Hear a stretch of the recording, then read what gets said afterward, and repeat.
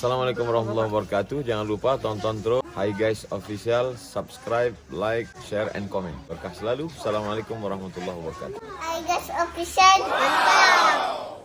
Saya sampai ke Mesir tanggal 5 September tahun 1998. Lalu kemudian Muqayyad di Tonto saya sendiri yang memilih karena tak sanggup naik 80 coret dari Haisamin ke Husain.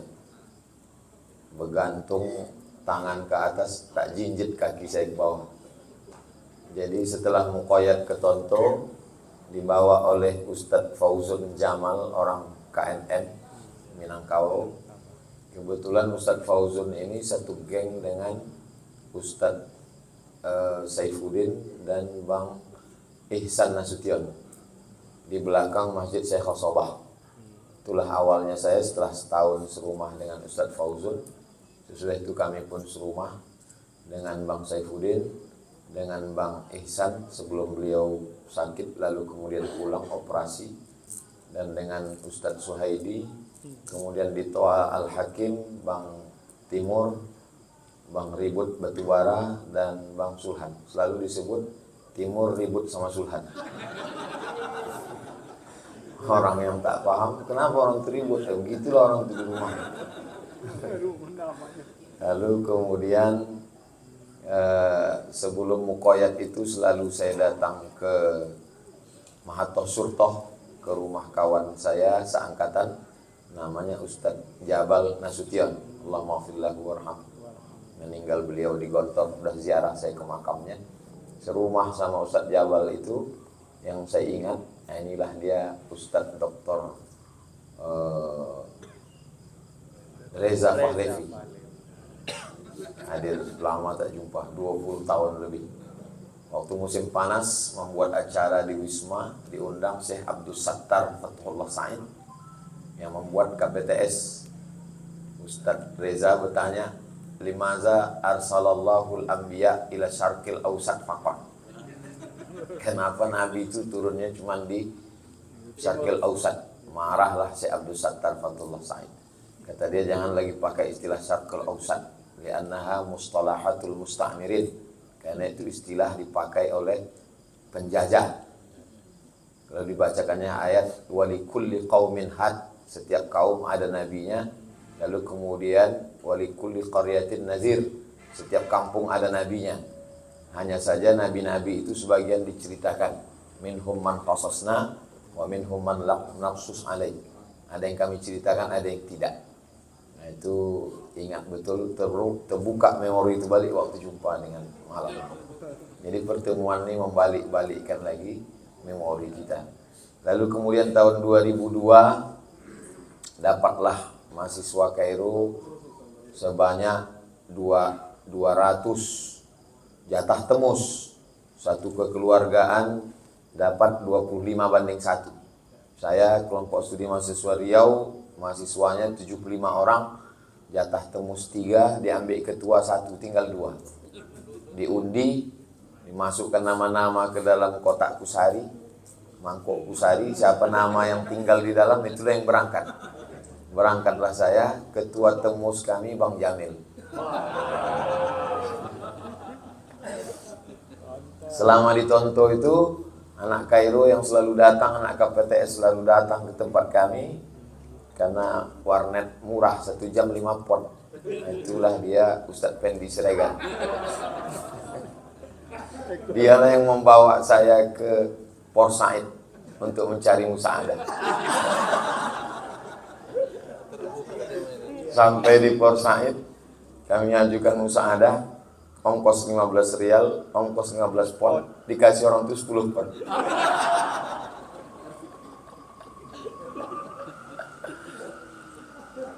Jadi kalau ditanya kapanlah kita istirahat, istirahat itu adalah liqa'ul ahibba rohah. Berjumpa inilah kita istirahat. Jadi kalau kata orang habis tausiah capek, berjumpa ini. Kalau perasaan saya berjumpa dengan kawan di Sulawesi, ICAT, Ikatan Cendekiawan Alumni Timur Tengah. Padahal waktu dulu di Kairo takut kita jumpa orang itu. Sesudah balik, Masya Allah, tabarakallah. Di Aceh jumpa pula sama Ikatan Alumni Timur Tengah. Dan alhamdulillah, semua jadwal saya itu setiap daerah yang mengurusnya Azhariyin. Untuk di Aceh yang mengurus Tengku Fadil Rahmi. Sekarang dia jadi DPD, lalu dipindahkan ke Ustadz Nazar. Untuk Sumatera Utara, Ustadz Iqbal Sauki Pulungan. Karena kami sama-sama geng Tonto. Untuk wilayah Riau memang Azhariyun semua. Kemudian untuk Kalimantan, anak KMKM. Anak Kalimantan. Kebetulan tetangga kami di Tonto dulu atas Kalimantan. Kalimantan ini singkatan lain juga kumpul makan. Kalimantan. Untuk di Sulawesi yang menyusun Ustadz Hasbi. Juga KKS dulu. Jadi hampir semua yang mengurus jadwal saya ini Azhari. Memang saya lebih percaya kepada abang-abang saya, senior-senior saya. Karena pernah juga diurus orang lain, dijualnya kita. Jadi orang sekarang ini Ustadz pun hati-hati juga kena jual. Hanya saja kadang karena kesibukan kita, jarang kita jumpa.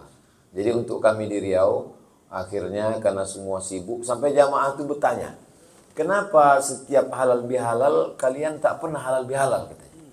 Kalian ngajak ceramah tentang silaturahim, tapi kalian sendiri tak pernah halal bihalal. Jadi untuk membela komunitas ini saya jawab, kalau kami halal bihalal, maka kalian tak bisa buat acara. Itulah maka kami tak ada halal bihalal. Padahal dalam hati kita, ini udah tak betul itu. Kita nyuruh orang, kita tak pernah kumpul. Sampai akhirnya lockdown bulan Maret 2020. Akhirnya kita tak keluar-keluar COVID. Maret, April, Mei, Juni. Pas Juni Idul Fitri, tanggal 6 bulan 6, kumpullah kami dengan beberapa kawan Azhariyin. Akhirnya lahirlah namanya Yayasan Tabung Wakaf Umat. Yang anggotanya 35 orang. Terdiri dari pembina, pengawas, ketua, sekretaris, bendahara. Waktu rapat di notaris ada yang mengusulkan yayasan tak boleh ramai-ramai kali. Nanti payah rapat korum. Saya bilang yayasan mesti ramai. Karena tujuan kita buat yayasan ini supaya kita terpaksa untuk jumpa. Karena kalau tidak kita sibuk sendiri. Tiba-tiba dapat kabar kawan itu meninggal aja. Untuk update status foto di Facebook pun payah. Tak ada foto yang mau dilingkari. Nah, jadi paling tidak sering kita jumpa. Kalau ada yang meninggal mudah kita update nanti. Lalu akhirnya terjadilah yayasan itu. Akhirnya dengan yayasan itu berkumpullah kami setiap bulan. Jadi saya khususkan, saya tidak menceramahi abang-abang. Hanya bercerita apa yang sedang kami lakukan di Pekanbaru. Jadi untuk bisa supaya kita kumpul tiap bulan buat yayasan, saya khususkan untuk pekan kedua saya tak keluar. Maka dibuat program nama 20 jam bersama Ustadz Abdul Somad.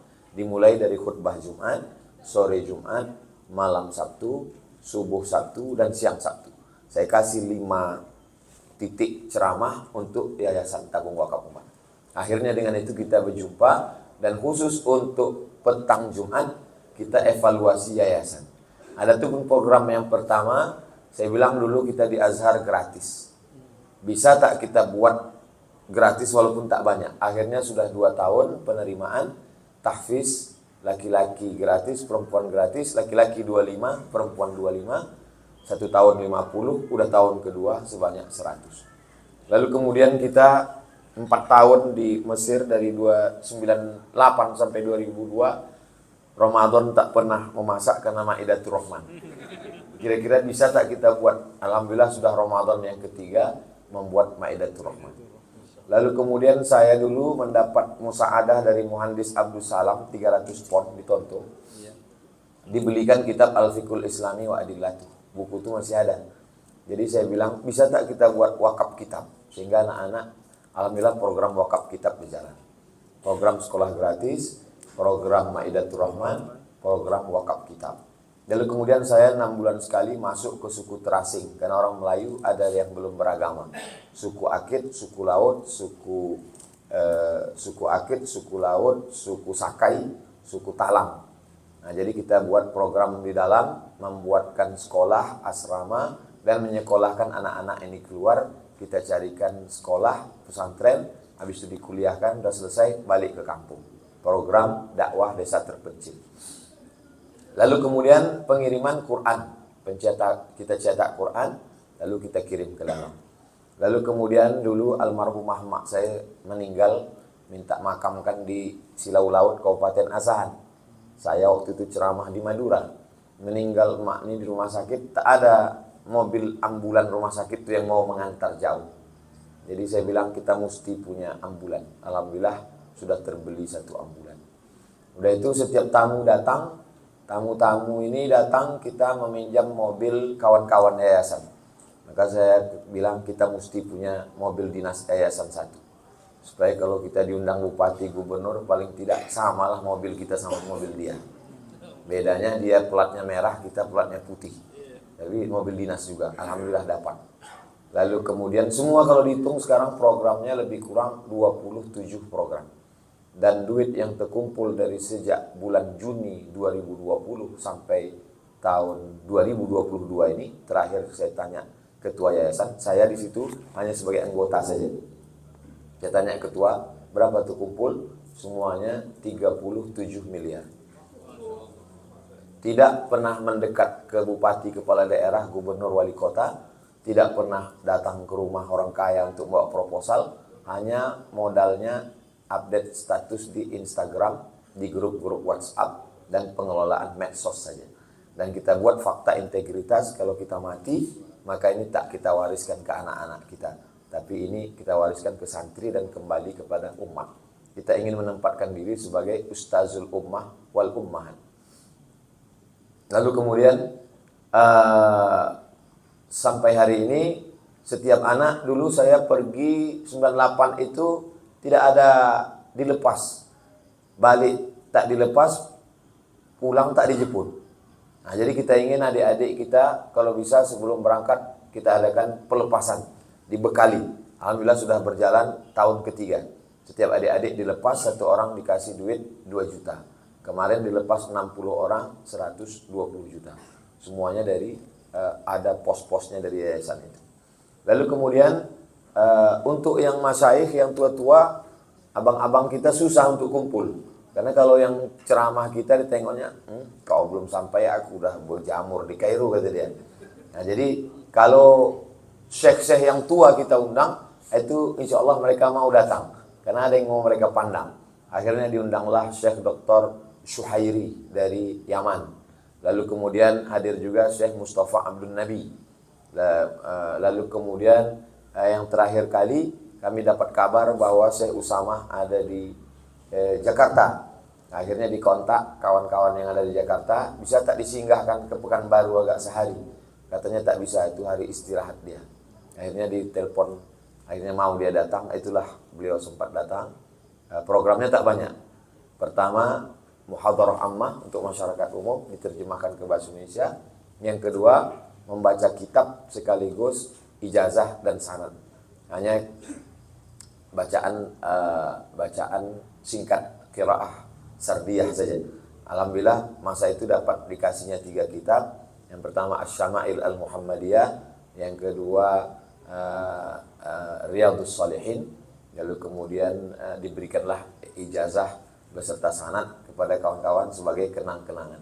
Sehingga kalau dia mengajar lebih menambah kepercayaan diri dan mewariskan sanad-sanad al-isnad minad din, laulal isnad laqala man syaa ma syaa. Jadi yang ingin saya sampaikan, agaknya mungkin beberapa cerita dari Al-Mukarram, dari abang-abang bisa saya bawa balik ke Pekanbaru, dan cerita dari Pekanbaru tadi bisa pula kita bawa untuk kebersamaan kita di masa akan datang. Terutama tentang masalah spesialisasi tadi. Spesialisasi dalam 3 bidang, kitab kuning, Al-Quran, dan tasawuf. Memang kalau kita tengok, ada pondok yang khusus Al-Quran saja. Seperti kalau di Jawa, Krapyak, Mbah Arwani Kudus. Dan ada pula yang terkenal dengan kitab kuning saja. Dan spesialisasi khusus hadis saja. Seperti Tebu Irang. Atau kitab fikih saja. Seperti Lirboyo dan lain sebagainya. Tapi kita berpikir tren zaman sekarang, orang kalau memasukkan anak, dia akan tanya, ada hafalan Qurannya enggak? Lalu kemudian bisa kitab kuning? Tidak.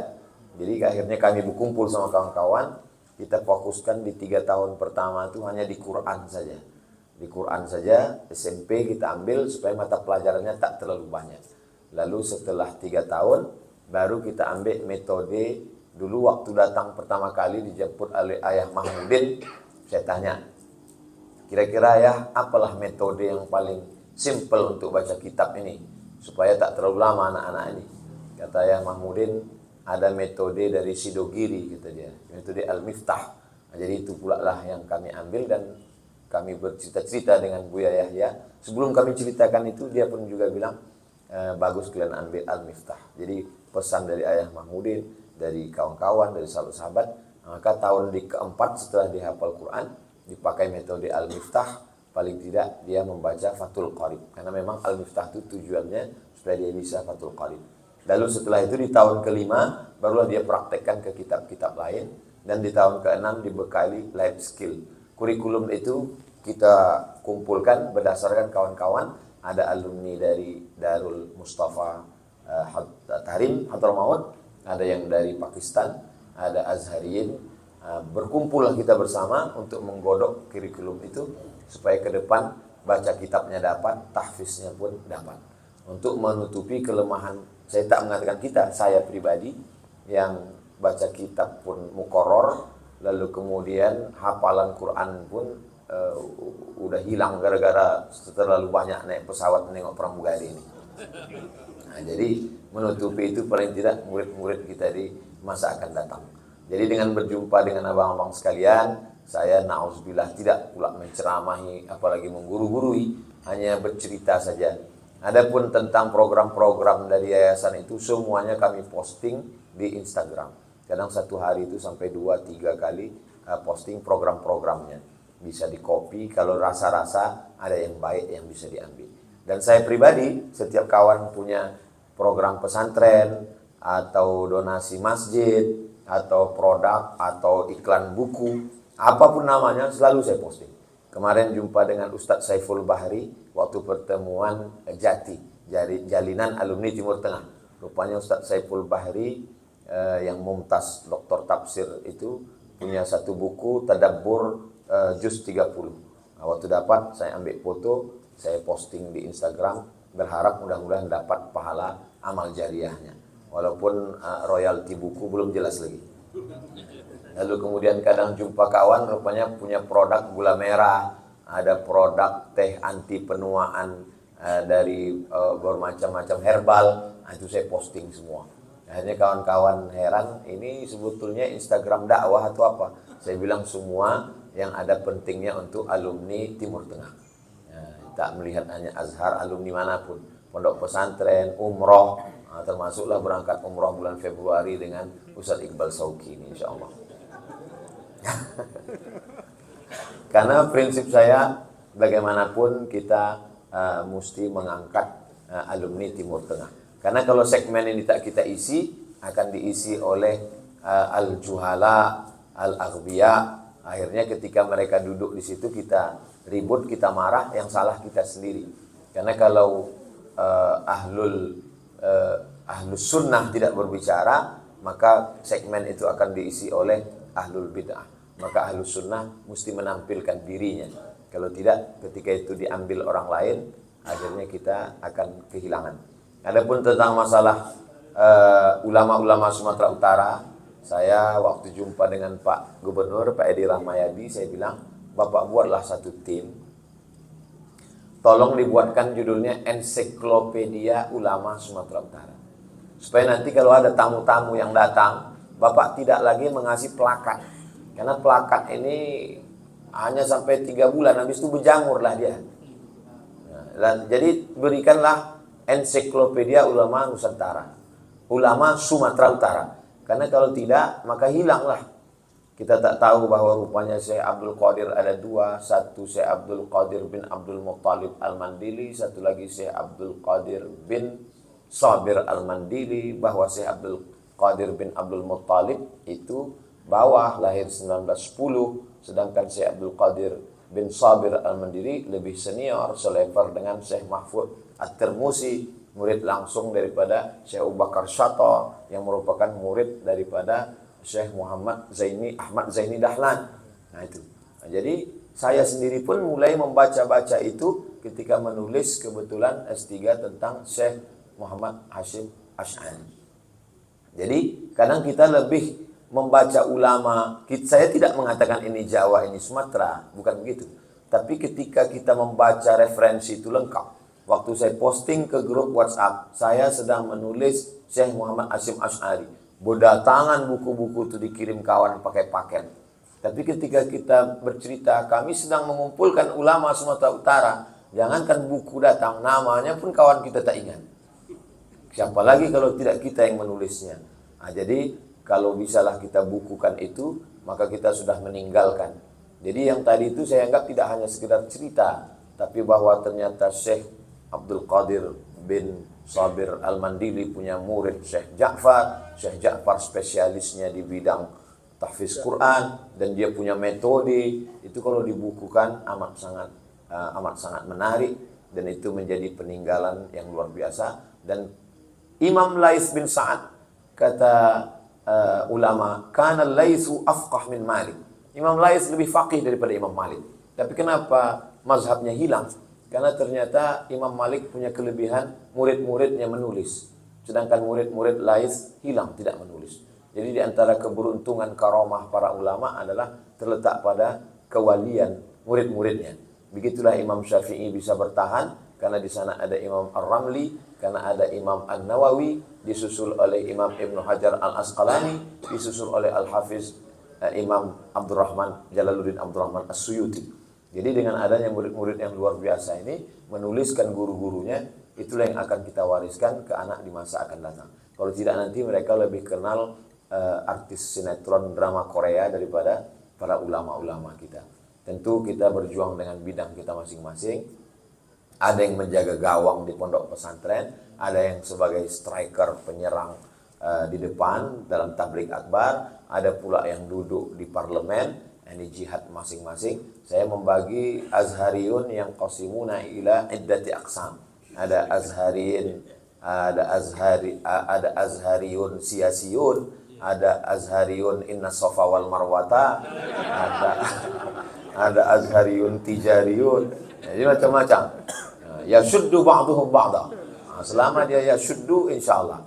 Tapi kalau selama dia sudah yuhazimu, ini kalau sudah begitu, idza ta'arafa, kala al-arwah junudun mujannada, fama ta'arafa minha talaf, wa ma tanakara minha ikhtalaf. Kita bisa duduk bersama ini, saya yakin, karena arwah ini ta'araf, insyaallah. Li ta'arafu, karena saling ingin berbuat dalam kebaikan. Agaknya itulah yang dapat saya sampaikan, sepatah dua patah kata, ungkapan tentang seorang adik kelas yang merasa senang berjumpa dengan abang-abang sekalian. Hi guys official.